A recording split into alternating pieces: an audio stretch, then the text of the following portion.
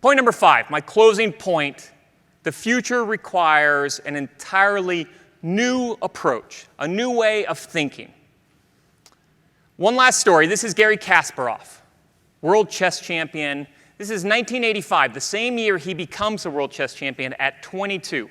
At the time, the youngest world chess champion in history.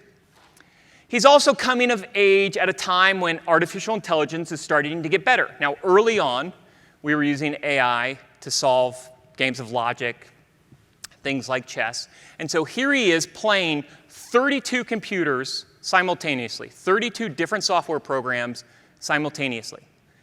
He would go on to win every single one of those matches, beating every single software program, winning at 32-0.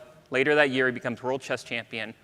Fast forward now to 1996. He's playing IBM's Deep Blue. He's still the world chess champion. And he hangs on barely in 1996 to beat a computer in regulation play. IBM challenges him to a rematch to take place a year later in New York City. He accepts that. They offer him a very lucrative purse, and he accepts that. Here's how Newsweek described that rematch. The brain's last stand.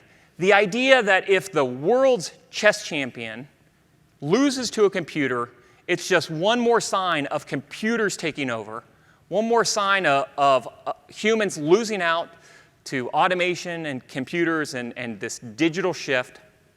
And also, who would ever play chess after this if the world chess champion can't even beat a computer? So Garry Kasparov has that rematch, 1997, New York City, and loses to IBM's Deep Blue, becoming the first world chess champion to lose to a computer in regulation play. Here he is after that match. Not very happy about the outcome, as you can see, rethinking his decision to accept that rematch. Coming out of this, Garry Kasparov would get involved in something called freestyle chess or free play chess. These were tournaments where you could enter in any combination of human or machine.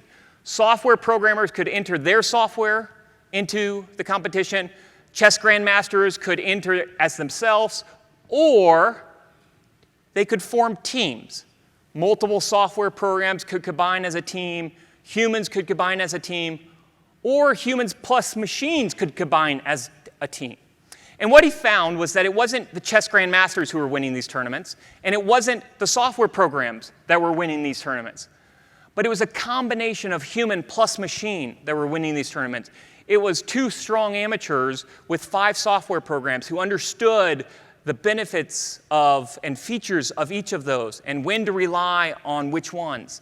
And he writes about that weak human plus machine plus better process was superior to a strong computer alone, and more remarkably, superior to a strong human plus machine plus inferior process.